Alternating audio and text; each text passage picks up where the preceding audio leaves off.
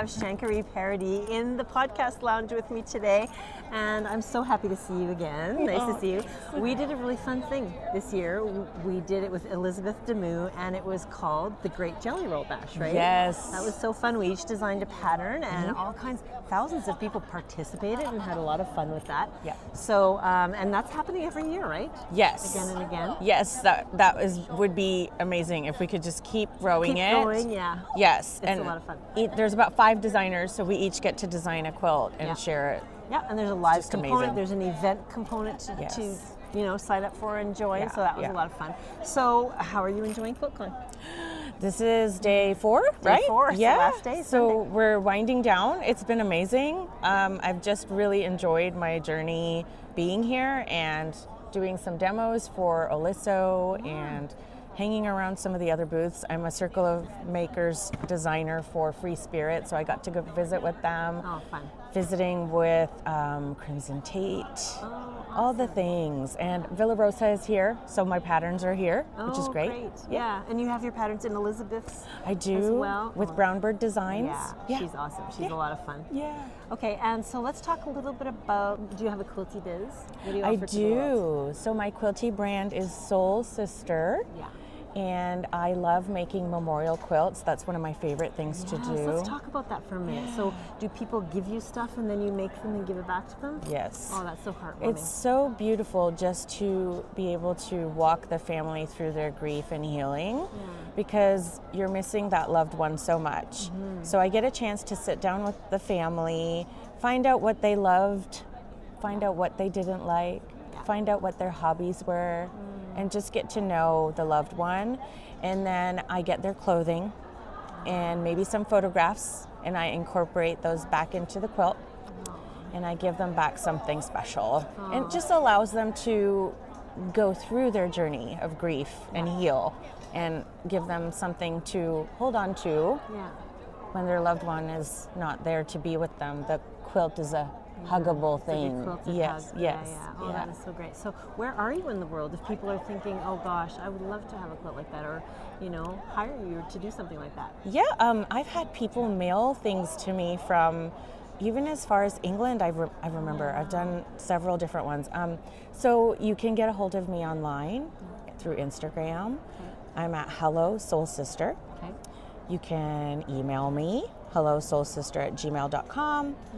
I have a website as well, soulsister.com. Okay. So it makes it easy, right? Yeah. All the same thing. And soul is spelled S-E-W-L? Yes. Okay, that's fun. Yay. One. Okay, so what's coming up for the new year for you? This is 2025. Do you have some fun things coming up that I do. So as a Circle of Makers for Free Spirit Fabrics, I get to look at some of their newer designed fabrics and create some new things, maybe some patterns there, and I'd like to try some bag making, that sort of thing. Oh, that's fun. I do teach a lot of students. We do a summer camp in the summer with our younger kids, usually ages, I would say 7 to about 17.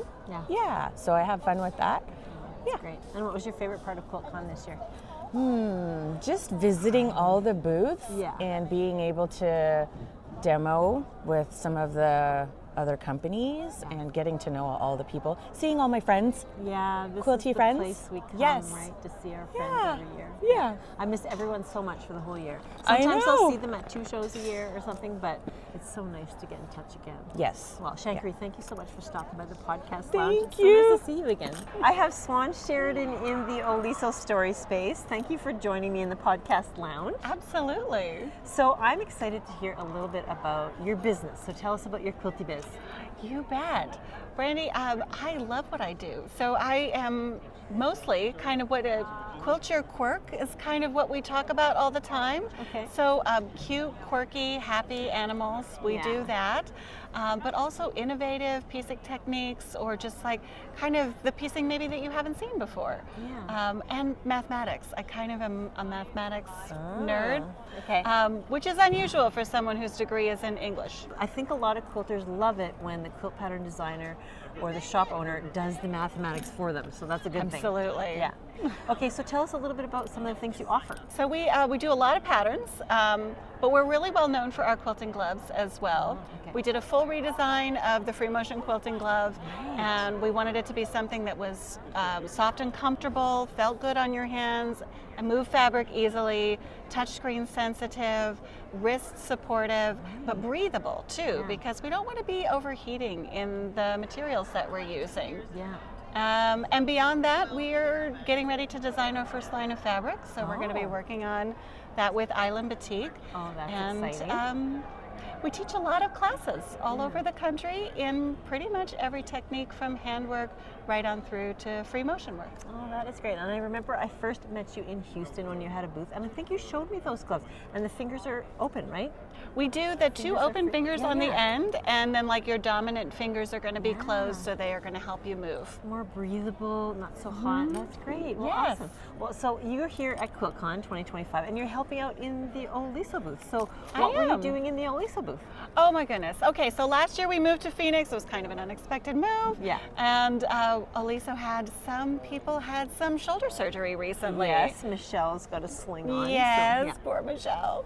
I talked to Mark at Road to California, and he was like, "Oh my God, do you live in Phoenix? Would you come help us out?" Oh, that is great. And so it was a nice opportunity for me to get to be here with my favorite iron company. Yeah. So right behind me, I have something that you were working on here. Oh yes. Hold this out. So And show us. So this is what you're demonstrating today? we were doing a little bit of demos, and this is Summer Gems. This is one of the patterns on my website. So It's beautiful. downloadable, but you can also order a regular pattern if you would like a print pattern. Yeah. This one we just designed so that you could see a really easy applique shape, but also the benefits of using like lots of different fabrics in your work. Yeah, not difficult whether you're doing it by hand or fusing it. Yeah, and the quilting is gorgeous too. Oh, thank you. Yeah, love it. Plus, everybody likes that weekend project that's not too big, right? Yeah. Okay, so what's your favorite thing about QuiltCon? Okay, my favorite thing about QuiltCon is that it is so much really beautiful artistry that's not necessarily always traditional, using a lot of beautiful traditional skill sets, but really approaching quilting from a totally different angle. Yeah. And I think making it exciting for all age groups, really. Oh, well, Swan, thank you so much for stopping by the podcast lounge. It's been really nice to hear a bit of your story. Well, thank you for having me, Brandy. It was fun. My pleasure. Okay, I have Laura Henneberry in the Oliso Story space. Thank you for stopping by. Thank we have you. some exciting news Yeah. that you were in the magazine, so let's talk about that. So I'm a Korean adopted American, Canadian now too, and I've just had this thing brewing inside me and wanting to explore what that meant to be Korean. Yeah. I'm a transracial adoptee, so I kind of introduced the article about it as a Kung Fu panda, you know, and so it's like I'm a panda in a goose world, and I had this calling to make something that was a little bit of my heritage. So I connected with Youngmin Lee, who teaches Bojagi here, but I bought her DVD many years ago and taught myself, and it didn't really feel just like me, and so I started incorporating it into quilting. So this quilt is organza overlay, and just by folding the seams and playing with the material, I was able to get those seams to look like pieces of the stained glass like seams. So Connecting with Youngmin Lee, how did you feel like you were embracing your heritage and learning a little more about your heritage? Yeah, I just felt like I was being able to bring in my creative practice, and the stitching is so slow. It's a lot of handwork. It's a lot, and so you get to meander and think about what that means to me. And I don't know. I'm sure I would connect with a lot of handwork, but this one felt almost personal. Like it could be mine. In the end, I named the quilt "I am Korean adjacent" because I'm Korean, but I'm not. But I'm not Korean, but I'm not Korean. And so it just felt like I'm sitting right next to it, and that is how it feels authentic to me. And so I'm just in a way embracing the side that is a very visual side of me. It's my packaging, but it just never felt like who I was. And I feel like as a 45-year-old, maybe I should start reconciling the two. So yeah, and we hung it in our booth. We had a pre-quilt booth here, and we were just able to, I did a blog post about how I was able to use the software to kind of visualize how this is, because this took a long time. There's a lot of seams being buried, seams lying on top, and to get my head to wrap around how I was going to construct that, I wanted to make sure I knew what I was doing before I got started. And so that's how I kind of used the software to be able to give myself kind of a roadmap to it. So, cool. And we're going to talk about the software in a minute, so I'm really excited about that. But I want to talk a little bit more about your Korean heritage. So were you born in Korea, and then where were you raised, and where do you live now? Okay, so I was born, it's a wild ride. So I was born in Daegu, and the story was that they know my birth date because my umbilical cord was so fresh. And so I was left in front of an orphanage, and I was adopted a month in because my family, my parents were stationed in Daegu. So we lived there, and then we moved to Iowa, and then we moved to Germany, and I went to German school and the high school there, and then I went to Denver, and I lived in Jeju, Korea, teaching English for a while, and then I met my husband actually traveling in China, so we did long distance for a while, and now I'm in Toronto. So you've experienced a lot of different cultures in your life. So I can understand the need to feel a connection to your past. Right? Just a little tethering. You know, I'm very comfortable in that. I mean, I don't think I would have been able to move around and still be able to like, hey, how are you, if I wasn't able to kind of adapt. And sometimes adapting is, most of the time, it's a wonderful trait. But when you adapt so much, you lose a little bit of yourself, right? And I wanted to just have a tether to something. And even though it's not much, and it's not really a culture, and I don't understand a lot of Korean culture, I lived there a while, but this has, you know, really tethered me to something where I can feel like this is my expression of who I am. And I've met some wonderful people through this. A lot of Korean American adoptees who are also textile artists, and young men as you know. And she has that same kind of. And I've learned through this that it's not just being adopted. It's anyone who kind of lives and straddles two cultures. Because young min, you know, was born and raised in Korea, but she's lived in California for 20 years. And so she really is like a foot in each. And I think as an adoptee, I'm a foot in a lot of different things. I'm like a Korean American Canadian, you know, and what does that mean? Okay, so I want to show the cover of this quilt, magazine. So if people want to read the story, you can buy QuiltCon magazine. You can go to quiltingdaily.com to find that. Congratulations for being chosen in the issue. Thank you. I can it tell was you an when honor. your pitch came in, you know, people do a one-page pitch to pitch their story to get into the magazine. I was thrilled to see your pitch because it was, you know, this is someone connecting to their roots, and it's a really important story. So congratulations on being in the magazine. Thank you so much. Well, thank you for having me. Yeah, it was my a pleasure. true honor. My pleasure. I really have felt this thing brewing, and I really appreciated having the opportunity to share this in a way. Well, I'm so glad you were able to share your story. Now, I want to talk about what you bring to the world with your quilty business. Yeah, so we have a SaaS software, so it's a subscription-based software, but it's really about planning, visualizing, getting yourself to see what you're going to make. So some people are amazing. They can see it all in their head and they just make it. But for me, for this quilt, I wanted to plan it out. I could see a portion of it, and then I kind of loaded it into the software. So it's really good at being able to load printed fabric swatches.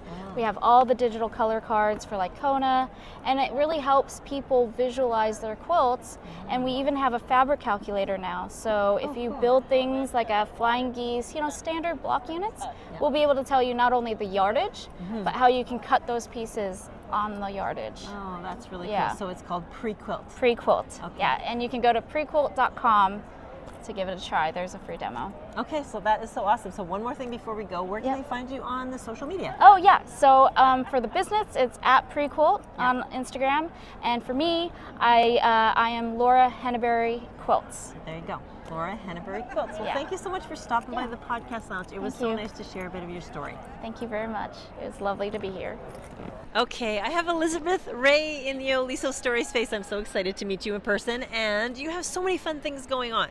So let's start off. I'm going to show this little sticker because she's got it in a sticker as well. We're going to start off with the quilt that made it into QuiltCon magazine. So you hold this for a second. I'm going to show the magazine. So she's in the pages of the magazine with Tracks Trio, QuiltCon magazine. So if you haven't got your copy, make sure you go online, quiltingdaily.com, to find that. But tell me about this quilt. Yeah, and I also made a miniature version for my jacket that I've been wearing around QuiltCon. Yeah. So this quilt was designed as part of, I have a public art display in Northwest Arkansas where I live at the Shiloh Museum of Ozark History. And I was hired as an artist to design quilts about the region to hang in an outdoor public art way. Yeah. And so they're digitally printed on shade material. So they're not quilts, but they're quilt designs, and and they're just like up in the sky, suspended. Yes, and they're see-through. They're see-through, so when it's like sunny, and it's just really cool. So I took those designs that were quilts and made them into real quilts, and then submitted it to QuiltCon magazine. And it was just really exciting to use that art in multiple ways. Yeah, and so why is it called Trio Tracks? Tell us about the quilt. Yeah, so it's called Tracks Trio. Tracks Trio. Sorry. Yeah, that's okay, and because there's three of them. It's about the railroad in Arkansas and the region that I live in, and how the railroad coming through there, and all the trees they used as wood for railroad ties. And so when I was studying for the museum for this art display, that's part of our history. Yeah, and it's a really nice, clean, modern design. It looks fabulous in the magazine. Thanks. And the kind of the fun part about the magazine is that you send it to us, right? And we do a photo shoot, and it turns out really beautifully. So pretty. So what did you think when you opened the pages? Oh, I just loved it. Yeah, it's gorgeous how it's laid out. And it's always fun to have a pattern. And there's a little write-up about the history. Yeah. And so it's just fun to share this. It's simple, so it's approachable, but just powerful too. Absolutely. Okay, so and something fun is happening with you and Quilt Folk magazine. Yes, I'm so excited. Quilt Folk's doing an Arkansas issue that comes out in April, which is just in a few months, April 2025. So I had an interview, and they wrote an article, and they came to my house, and we went to the museum for the public art display, so we did a big photo shoot. So I'm excited. I've seen some sneak peeks, but it's going to be a whole spread on me and my art. That's fabulous. Well, congratulations on that. So we are at QuiltCon 2025, of course, so I want to talk about your quilt that you have in the show. Yes, so I have the two quilts, the one from the magazine. I also have a second quilt in this year in the Wyndham Ruby and Bee Fabric Challenge. It's called Renewed. It has some stripes. You had a little sticker of it. I don't know if you want to show I can show. Is it this one? Yes, it is that one. Okay, we'll show it on the sticker so that you guys can see a sneak peek of it. There we go. I work with stripes a lot in my work and interaction of colors, so I really utilize that there, playing with the stripes and the different colors, interacting, pairing them up differently. And then it reminded me of a previous quilt I had called Renew and New, so I called this one Renewed. It's always hard to title a quilt. I mean, I work a lot with geometric shapes and lines, and so I'm just playing with the line and the shape, and then afterwards I see what it tells me. Yeah, and everything's bright and fresh and fun, right? Yes, for sure. Okay, so before we go, I want you to tell everybody, where can they find you on your website and Instagram? Yeah, so I'm Elizabeth K. Ray everywhere, just the letter K. So ElizabethKRay.com, Elizabeth K. Ray on Instagram, and that is where you can find me. Okay, and one more thing before we go, what will we find if we go over to your website? My website will tell about what I'm currently up to, so tell about the Shiloh Museum display. I have 3 patterns available, so like my most famous pattern is the Vote quilt, which is also part of the collection at the International Quilt Museum, so you can make your own Vote quilt. It's so cool. So there's links to that, so you can buy the patterns I have available, and just anything else I have going on at the time, I try to post there. But I'm pretty active on Instagram and stories, so every day live, follow me on Instagram. Yeah, awesome. Okay, well, thank you so much for stopping by the podcast lounge. It's nice to see you. You too. Okay. Betsy Weingrad has this quilt, and it's gorgeous. It was in QuiltCon magazine. And talk about the quilt a little bit. Okay. Originally, I designed it for the Pantone Quilt Challenge for 2024. Yeah. The color was Peach Fuzz, and I actually hadn't ever entered that challenge before, but when I read the directions, I actually had this fabric in my stash. Yeah. And so I designed something specifically for it. Yeah. The one thing I'm really happy about is that I actually matched all the thread colors. Yeah. And I buried every thread. There isn't any traveling or anything. That's all completely, like each circle was done separately. Yeah. And I changed the bobbin color every time. And I changed the color. Oh, you changed the bobbin color every time too. Oh, and the back's delightful too. One thing I really like about this quilt is how you've got the quilting all the way around. It's uniform throughout in that, you know, that spacing, but you've changed it here and then you've got a grid here. It really all goes well together. Can you tell me a little bit about the binding? Oh, well, yeah, that was another thing that I decided people were telling me I should face it, but I really like the binding, but if I had done the binding so that it went all the way across, you would lose the pattern. And so I figured out how to stop it at those spots and make it so that the binding was really the extension of the quilt. Yeah. And well, it really looks fabulous. So I just want to say congratulations for having it hung in the show, and job well done. Thank you. Thank you. So I'm here with Betsy Weingrad, and we have a version of the quilt that was on the cover of QuiltCon magazine last year. So tell us the name of this quilt. This is called Peach Ripple, and it was made as a community quilt with my guild, the North Jersey Modern Quilt Guild. Yeah. And it's basically a version of last year's quilt, which was called Melodian. But we had to figure out how to use all the colors in it, so we changed it. And it also had to be much bigger, because the original one was like a throw size quilt, and this had to be a twin size. Yeah. So we had sort of a lottery, people submitted designs and the guild picked my design. Oh, nice. And then what we did was I had it printed on blueprint size paper so that we could pass out paper piece and make it that paper big. piece thing. So it's basically a version. It's not exactly the same as what you could get from Quilting Daily. Oh, wonderful. But if you want to make this pattern, of course, you can go to quiltingdaily.com and you can find the pattern there. Right. Wonderful. Well, thank you so much for sharing a bit of your story today. You're welcome. Oh my gosh, we're in the Oliso Lounge. I'm so excited to have Zach Foster here. So thank you for stopping by. Absolutely, Brandy. I feel like I'm having a bit of a fan kid moment because people walk up to me and they're like, "Oh my God, that's your voice coming out of your face," right? Because they've heard my podcast. Yeah. And so now I'm like, "Oh my God, that's your voice coming out of your face." I know, it's really weird. It's really cool to meet people who listen to the show and listen to you. And so you've done so many wonderful things in your career. You've been on my podcast, so if people want to hear your story, you can go to the website, find it. You know what to do. I continue to get compliments on that conversation. Oh, do you? Oh, good. Yeah. It was a great conversation. You go deep and you talk like the real truth, right? It's kind of cool. I try. Okay, so let's talk about QuiltCon 2025. Okay. You are here and you've had some fun. So let's talk about the quilt that you have in the show with Heidi. Yeah, it's a beautiful piece. We made it a couple years ago because Heidi and I have been, for years, trying to figure out a way to live life as sustainable artists. Like, how do we have a sustainable art career that keeps a roof over our head and pays the bills and all that? Yeah. And that meant saying yes to a lot of things. Like, whatever paid a little bit of money, we were saying yes to, you know? And we were hanging out one summer at her place, and we realized, oh, wait, I think we're here now. I think we've made it. I think this is it. And so we made Yes More Please as a way of not only celebrating the abundance that we saw in our lives looking around, but also trying to manifest it for everyone, right? Yeah. This is a kind of richness we want everyone to be able to experience. Yeah, so good. And I'll just put a little side note in here that, of course, Heidi's been on the podcast as well. We have discussed this quilt in the past, and it's a great collaboration. So tell me a little bit about the awards that it won. Yeah, so it won a couple different awards. Best hand quilting, which I find, MQG, if you're listening, tune out for a second. I find it highly ironic because if you look at my hand quilting in the back, there's some really messy spots. But there's a life lesson in there for us, which is you can still be a little bit messy and be the best. You know what I mean? Absolutely. Like, you don't got to be perfect. You can be organic, you can be real, and it's, and sometimes the quilts at QuiltCon are winning because they are organic and it's about the story. It's about the design, that kind of thing. So let me talk to you about how you guys collaborated on making the quilt. Can I tell you one thing, too, before we go on to the collaboration? Yeah, sure. And that is, I think the best compliment or observation I've received about this quilt comes from the volunteers, the white glovers here, right? Yeah. They walked up to me and said, more than any other quilt here in the show, this is the one they have to intervene the most on because people want to touch it. Because of the texture. There's so many just luscious fabrics and crazy stitches. Like, your fingers can't help but reach out and And the touch. truth probably is that you and Heidi would love it if people were able to touch it. Absolutely. Yeah. But them's the Yeah. rules of the place, so we're not gonna. Yeah. So you don't live in the same place. So how did you make it together?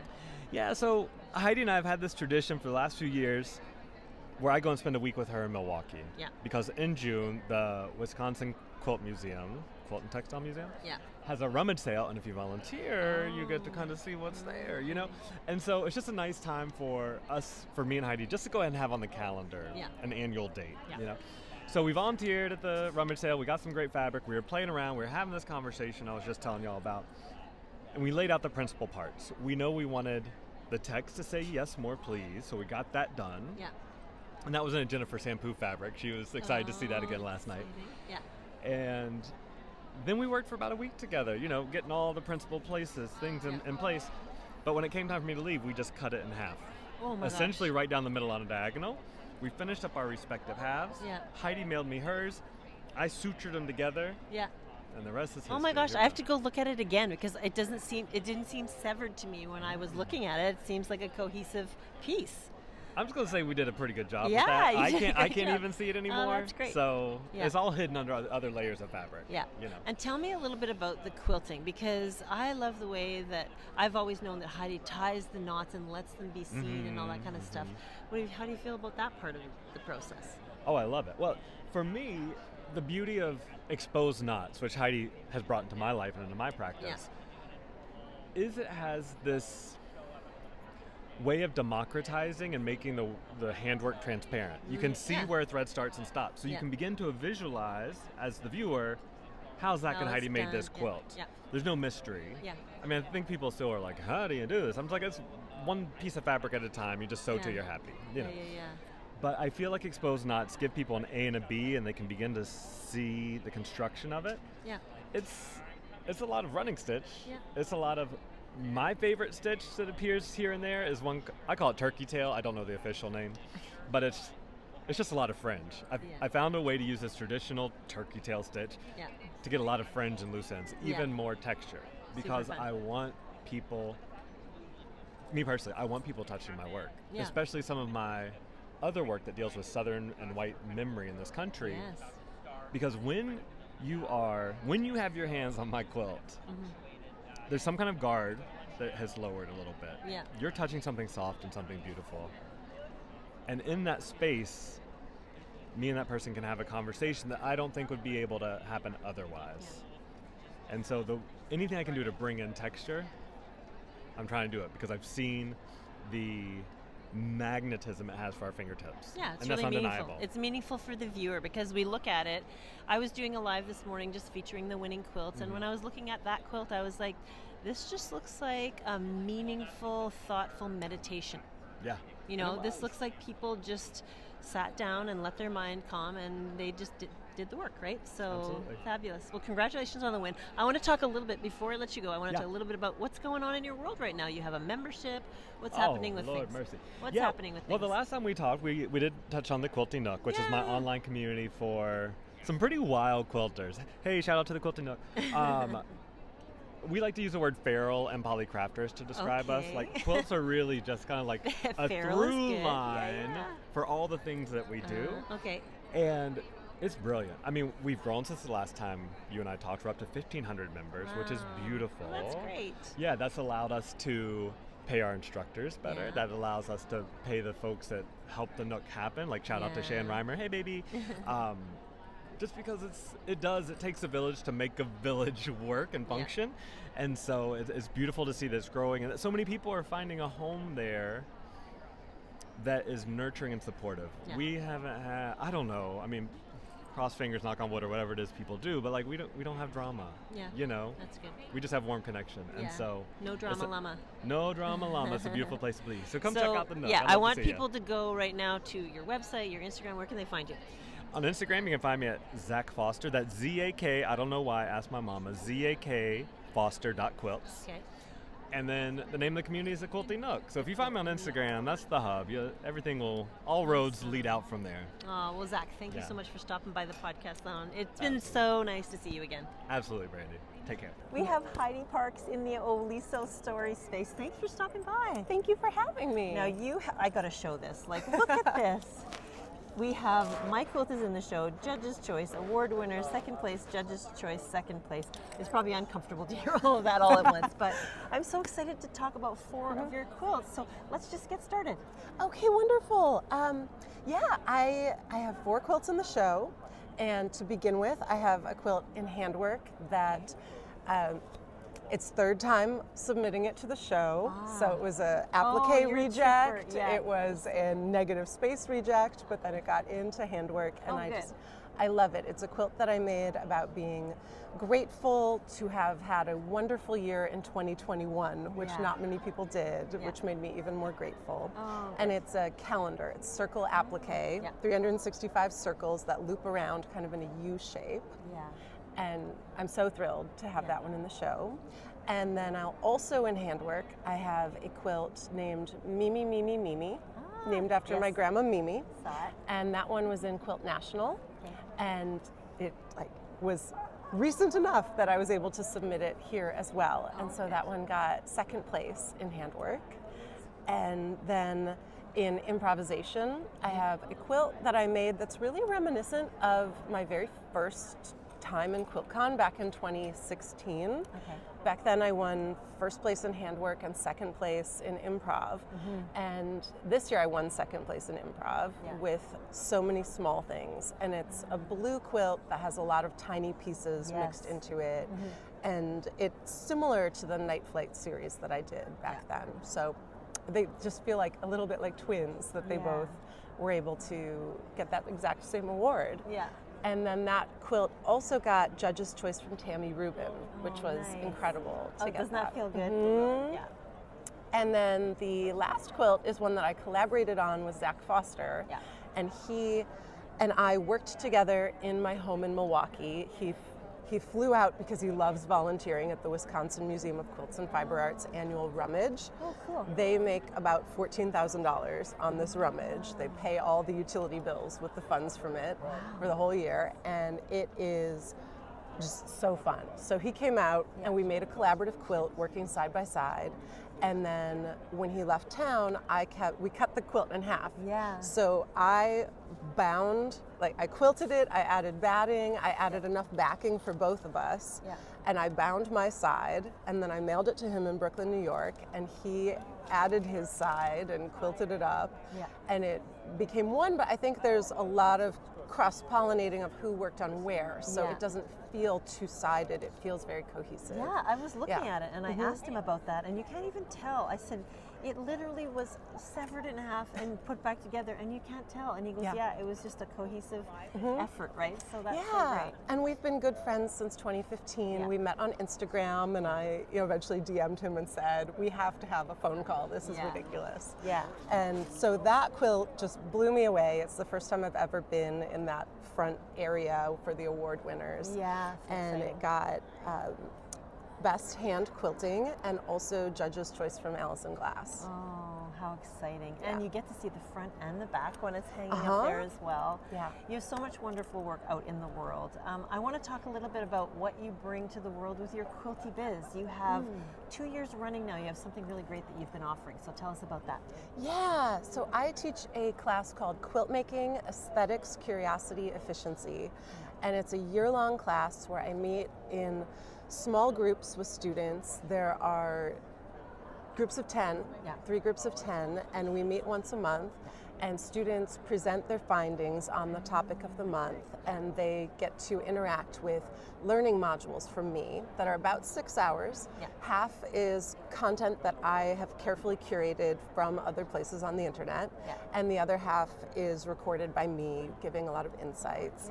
And so then they get to do what they want with that 10 minutes, and they get to, I've created a culture where we all look forward to it because we're all sewing while we're listening to each other, doing handwork. And then we also have 2 co-working sessions that we do each month, and that is available to alumni. And a big part of why I made the class is because I would work with students even in a 5-day retreat, and that often isn't enough time to fully complete a quilt. So I didn't get to finish things, and usually 3 months later I had forgotten the names and faces and details of the students, and I was longing for a deeper connection with students where I could effortlessly remember their name, remember their face, know what their work was about. And last year was the very first year that I ran the class. And so we met each other here at QuiltCon last year. There are about maybe 7 people who came out of the 30 who were at QuiltCon. And it was so awesome to see their faces in person and connect. And now this year we're on the other side of it and we know each other so well. And there's also a new cohort, so about a dozen of us were here. And it was incredible to get to meet and see each other. And for example, Heidi Jones has a quilt that she made in class about the eclipse, and it's in the small quilts category. And so we all got to gather and take a picture together and cheer her on. And so the cohorts begin always in January, and I start to open sales usually in February. It's sold out both years in a row, which is incredible. I feel so lucky. So if you're interested in taking that or joining that, you want to get on the Instagram. You want to follow you wherever you are. Especially the email newsletter. So HeidiParks.com/newsletter. Sign up for the There's newsletter. an Ian Parks. Okay, Heidi Parks with an E, and you'll be able to find that. And when it's coming up next year, you'll be able to sign up. And you have something else really wonderful going on. I do. Soft Magic. What's that all about? Yeah. So my exhibition, Soft Magic, is that's upside down. Is going to be at the Wisconsin Museum of Quilts and Fiber Art. Okay. And all 4 of my quilts that are in this show are going to be in Soft Magic. So I'll be picking them up tonight and putting them in my carry-on and keeping my carry-on by my feet so that I do not forget it overhead. And the show opens on March 6th. It is going to be up till June 8th, so you can wait to come to Wisconsin until the weather is really beautiful and not in the negative numbers like it was last week. And it's going to be about 25 quilts from me, as well as about 25 works of art from other people who I feel connected to. So there's going to be work from 2 of my college professors from the School of the Art Institute of Chicago, and some peers, including the collaboration with Zach and a different collaboration with Luke Haynes and Stephanie Fortnan and Joe Cunningham. Wonderful. And then I've got a lot of work from students, and we are highlighting the work of 3 students who took classes from me at the Wisconsin Museum of Quilts and Fiber Art. But the museum has 3 spaces where they show art. They have a micro gallery and a foyer, and then the main exhibition hall. So those other 2 spaces are filled with work from students that I've known over the years. So for example, back in 2017, Emily Zersi, who's now like an accomplished artist, she's sharing a piece that she made with me in Illinois. And a lot of my quilt making students are in the show, and their work's going to be there, and they're flying out. On National Quilting Day, March 15th, we're doing a panel discussion and a book signing. There's an exhibition catalog that we've put together that is a 72-page book. 30 color photos, almost 9,000 words. So it feels like a real book. Catalog doesn't feel sufficient for the amount of work we've put into it, but I'm so very, very excited that pre-order is open for that now. And so especially if you can't get to the show in person, you can order it online. And if you're international, you can email info@wisconsinmuseum.com, and then they'll mail it. They'll figure out all the shipping details to send it to you. But the American shipping is standardized and easy. That's so cool. You have so many wonderful things going on. So if people are watching this YouTube video right now and they're thinking, I want to get connected, I want to follow, what's your website and where can they find you on social media? So everything is my name. It's all Heidi Parks. So you just need to remember the E in Parks. HeidiParks.com, Heidi.Parks on Instagram. I've made one post on Blue Sky so far, so I'm there. You can find me. I've made a couple posts on Threads. I'm there. And I especially, though, I'm on Instagram and on Pinterest. I love hunting down work from my students that they've made with my patterns. Right now we're at the tail end of a quilt along that we're doing on Instagram. And so I'm plucking the photos as the quilt is finished, to put examples of the finished quilts from the patterns on my Pinterest page, as well as highlighting work from my current students in quilt making on Pinterest. And I'm on YouTube. I love being on YouTube. I have ongoing conversations there and tours of shows. So and you have a whole great archive of conversations with Luke and Zach and everybody. So those are really great as well. And hand yoga. I've got over 30 videos for caring for your hands. Yeah. That's right. Oh yeah, so that's a really good thing too. If you're struggling with your hands, you have sore wrists from all the quilting and sewing you're doing, go check out Heidi's YouTube, because you've got a whole series, right? I do. Yeah. I would love to make some new videos for that too. I was doing an artist residency for the last year, and I feel like there was no sunlight in the artist residency studio, and I had to be there 30 hours a week, and I was so busy. So I feel like I'm emerging from a cave of solitude. I made some good work while I was in that cave. It worked out well for me, but I'm excited to be getting back to some of the more normal things that I do. I'm hoping to teach a diary quilting class online. Oh, fun. This spring, so that'll be another thing to pay attention to that I'll be sharing about in the newsletter soon. Good. And I always say, follow along the quilters you love, fill your feet up with joy. Well, Heidi, thank you for coming by. Congratulations on all your wonderful awards. And thanks for stopping by the podcast lounge. Thank you so much for having me, Brandy. My pleasure. Okay. Are you proud of your mom? She won 2 big awards. I am so excited in the Oliso Story Space to have Steph Scardall, and you are a multi-winner this year at QuiltCon. How does it feel? I am. It feels good. It's always a surprise, and also then when you walk the show the day after the awards, you're amazed at all the quilts that could have also been award winners. I'm here with my 10-year-old, and she said, oh, that could have won, that could have won, that could have won. And I said, yeah, that's how I really feel at QuiltCon. There's just, I imagine the judges have such a hard time picking the winners. Yeah, so nice that you're here with your daughter. So where are you from? So I'm from outside of Columbus, Ohio. Oh, okay. Yeah. So a bit of a trek for you to get here. Yeah, it was a bit, but we were going away from snow, so oh, nice, it's nice to be here.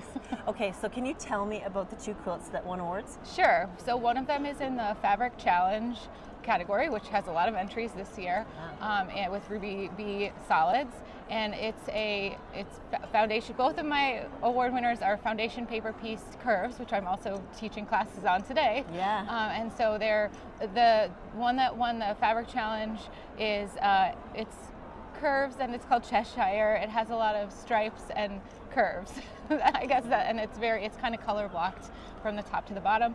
And then the other one is in the piecing category, and that one is a dark blue and kind of a bright yellow with very 1/8 of an inch pieced curves and lines. So how did it feel when you were at the awards ceremony and they called your name for the first time? It felt good. I will say that we got the email a couple weeks ago, and we didn't know if it was my daughter or me, and we didn't ask. We were kind of like, okay, let's sit in suspense for a couple weeks. But it felt really good. I'm happy, especially for these quilts, when it's something that I'm teaching. It's something I care a lot about, so that the technique itself, and so I felt really honored to be selected. So do you mind if we talk about your quilt for a second? I'll ask your mom about it. Sure. Yeah, you're okay with that? So can you tell me about your daughter's quilt? Yeah, so my 10-year-old, she was 9 when she made the quilt. She wanted to enter a quilt in the quilt show. She came up with many different designs on pencil and paper, and then we kind of looked at them, and I thought about what are the ones that I can kind of help you figure out what the best techniques for a 9-year-old are.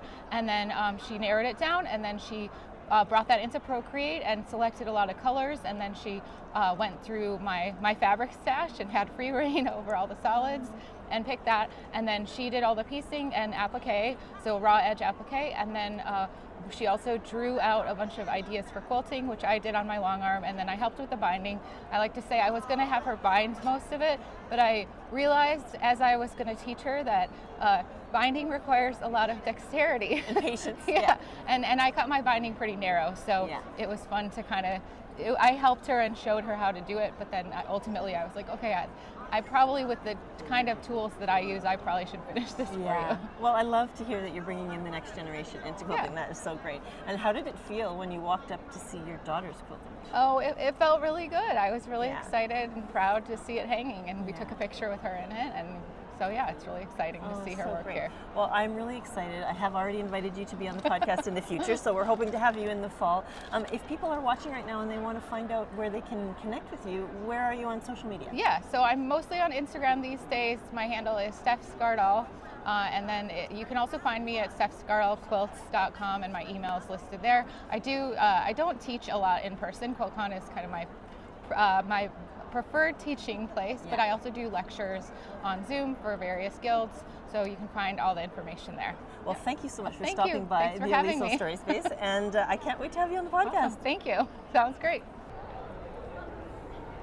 Okay, I am so excited to be talking to Audrey Esri. So, Audrey, tell us a little bit about your quilt. This quilt, called Raspberry Roulette, started as a hand-dyed gradation of this turquoise up here, or aqua color, to the dark fuchsia color here. And then what I did was I dyed a second round of the same gradation, but I darkened the value. So you can see here, this blue is the darker version of the aqua. And then I went from this blue all the way up to the dark purple, which is the darker value of the fuchsia here. So I like to use intersecting color gradations that go light to dark and dark to light, so you get a lot of contrast. And then, of course, curve piecing is something that I know and love.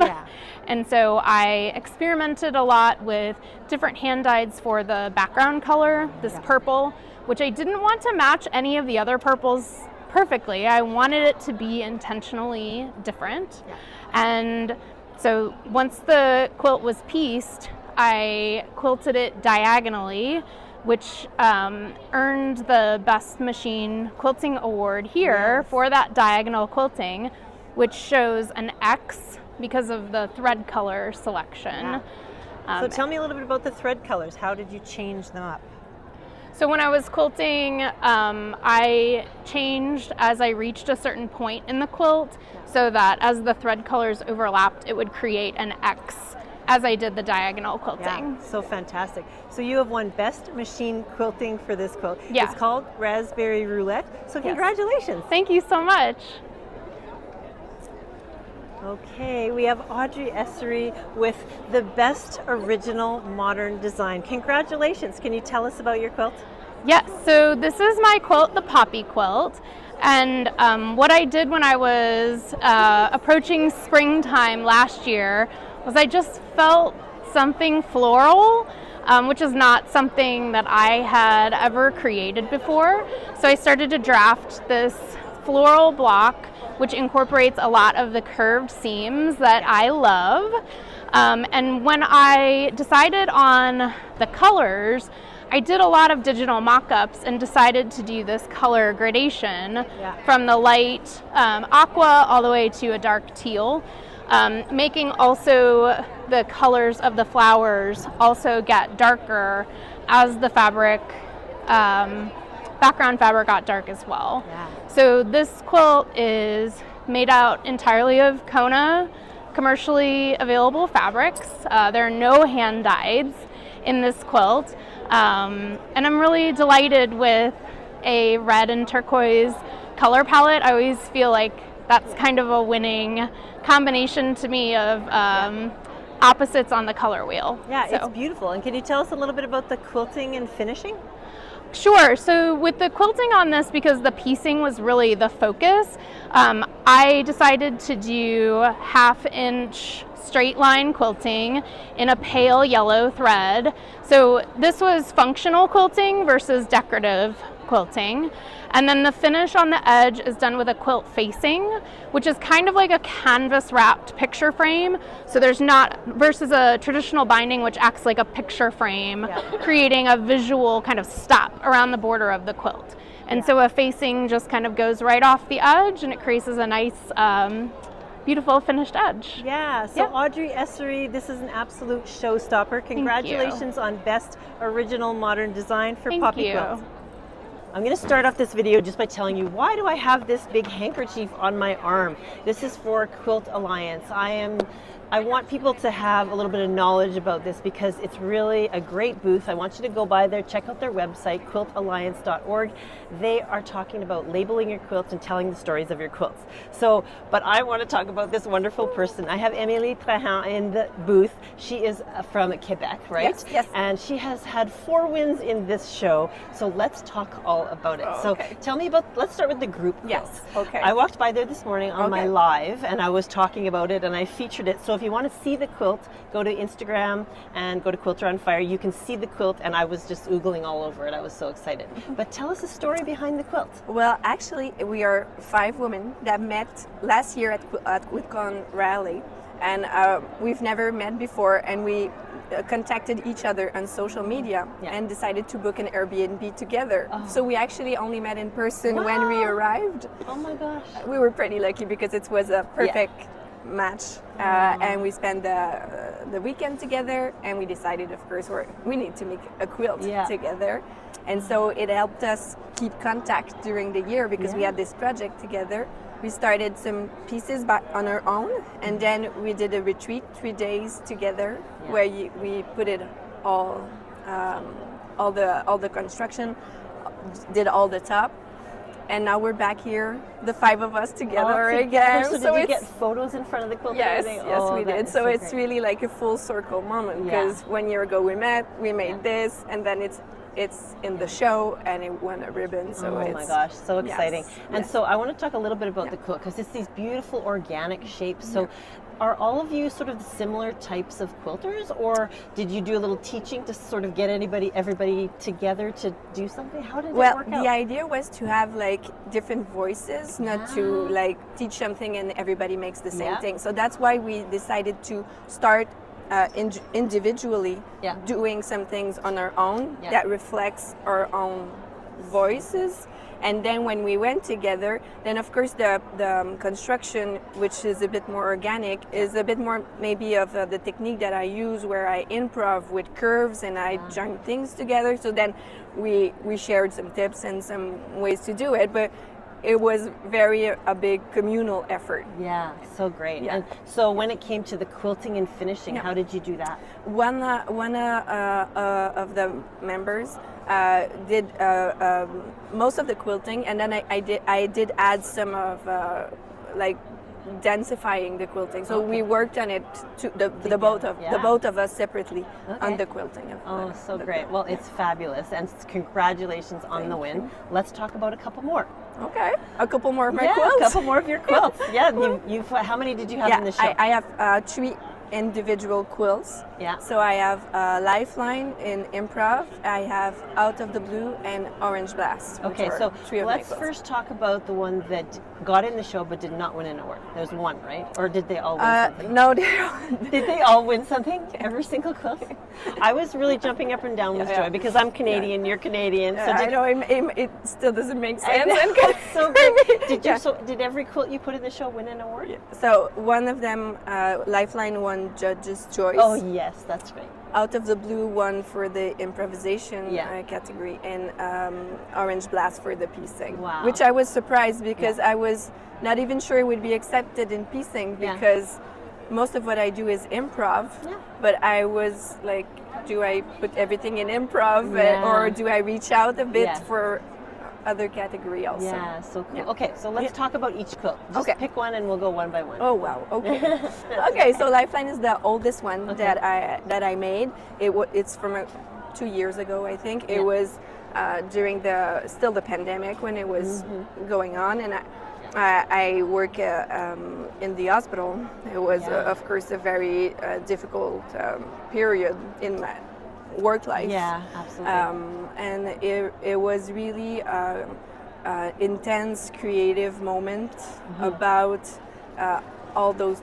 It's difficult to explain, like abstract improv, like what it is, how it comes from, but it's really a representation of the different pools I was feeling at the moment between my personal and my professional life and what was going on all over. So it's a very personal quilt because of this reason, which gives me like, I don't know, intense tension feeling, but still a lot of light in it. Yeah, I love to play with value and light and contrast. Yeah, and I want to take a moment here because when you did the group quilt, tell me about the professions of all of these women who came together. Yeah, so we're all quilters, of course, but in real life, we're all healthcare professionals. Yeah. So 4 of us are doctors and 1 nurse. Wow. So we connect also on our so you have a lot professional life. Yeah, well, I want to say thank you for being on the front line during the pandemic and all those years before and after. That is an amazing thing that you're doing for our country. But I want to talk about another quilt. So let's talk about the next one. The 2 other quilts, so Out of the Blue and Orange Blast, I made during the last year. Okay. And they were truly like when I got back from QuiltCon last year, fully inspired and like all this creative energy, and that was Orange Blast. So that's the first of the 2, and it's kind of, I was thinking about it when I was in QuiltCon last year about making this series about the color red, because I'm very attracted in this very intense and special color, which I think I could explore for years and years and years. And I decided this very simple thing, just to play with red,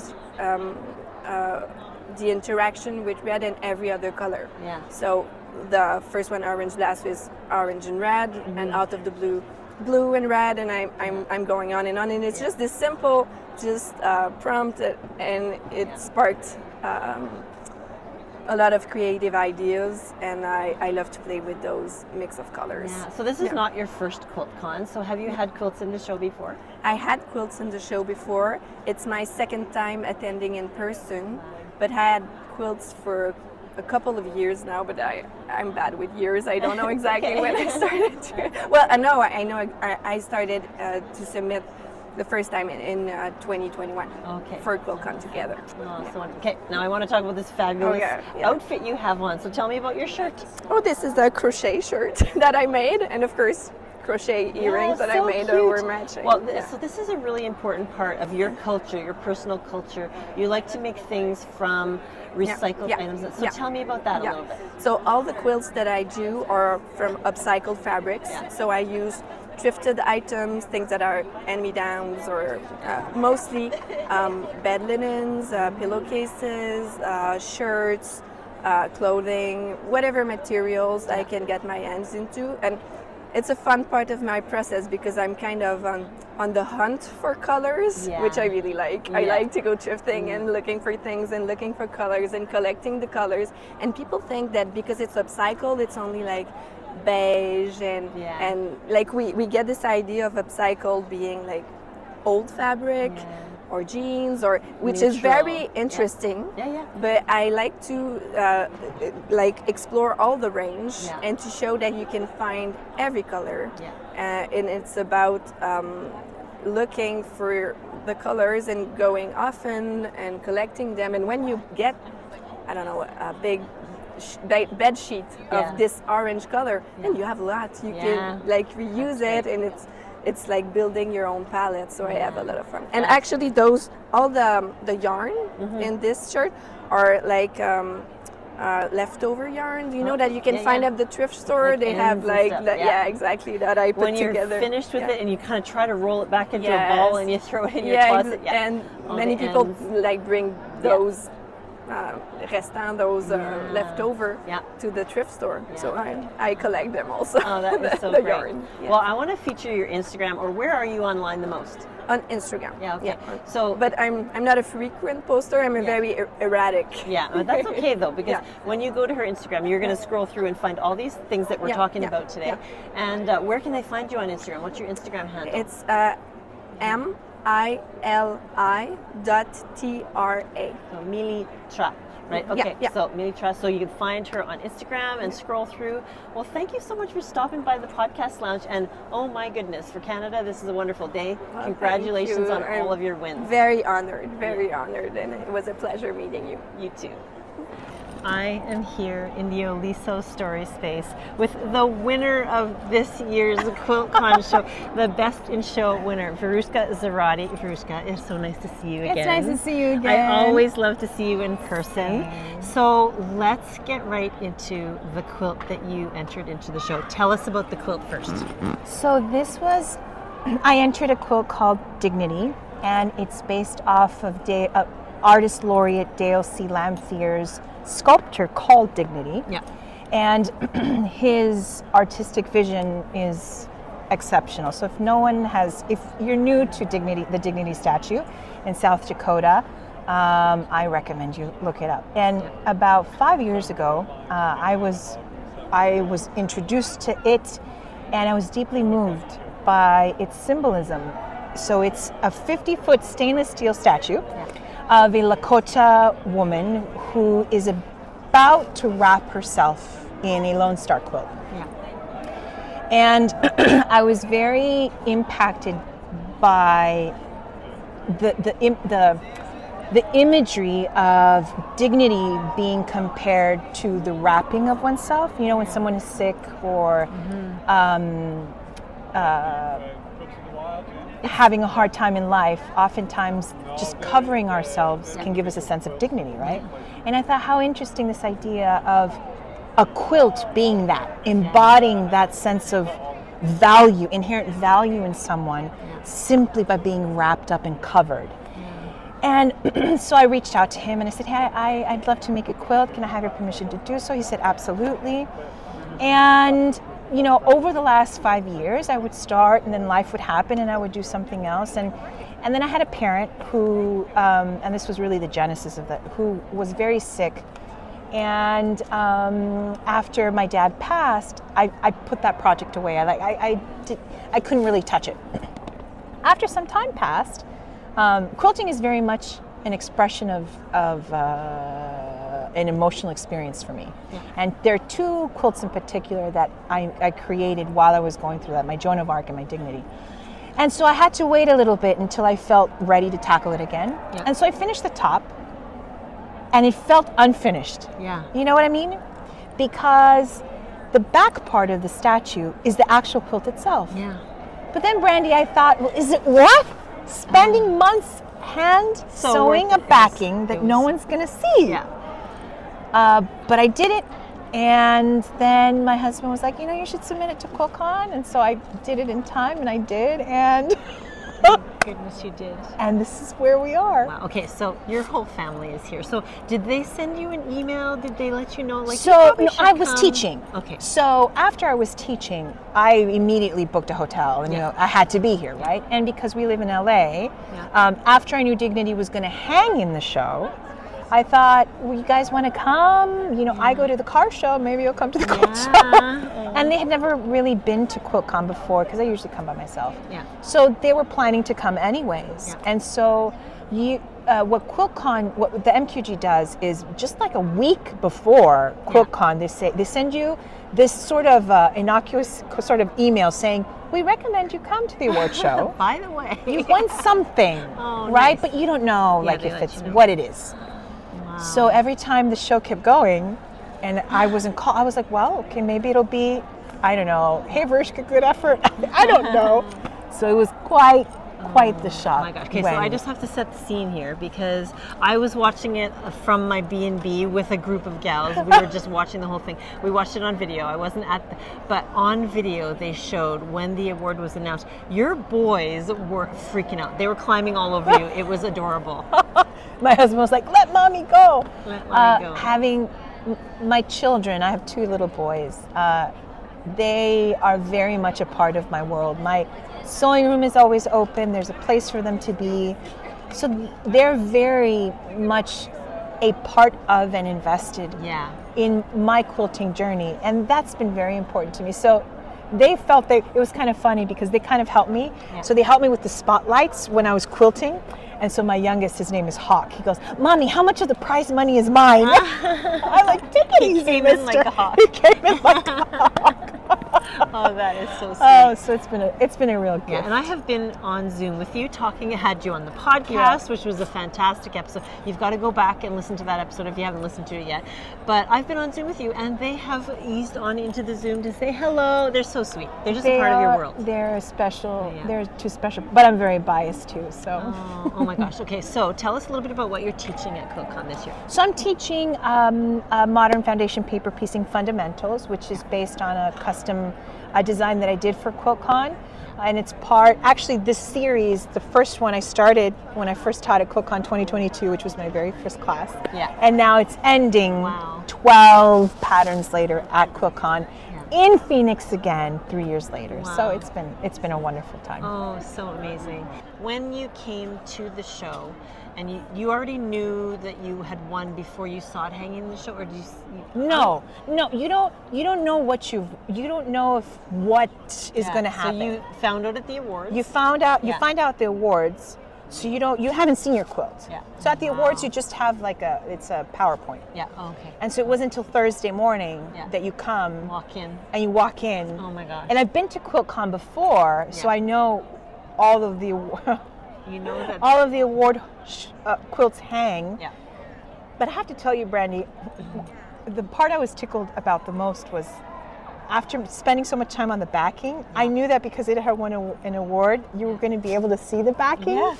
So it felt super special that quilters were going to be able to see all of the effort, not just of the front, but of the back too. You know? Absolutely. Okay, so if you are listening right now and you're thinking, oh, I wish I could see the front, I wish I could see the back, of course, go to your Instagram. But I did a live this morning and yesterday morning featuring this quilt and talking about it and walking around the back. So you'll be able to see it if you go to Quilter on Fire on Instagram. Awesome. But where can everyone find you online? Pride and Joy Quilting.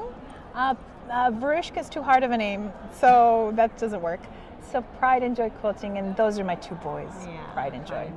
So please follow along on Instagram. Find Verushka, Pride and Joy Quilting. Verushka, congratulations. Thank you. You are a superstar. Oh, bless you. And Thank so you. well deserved. Thank you.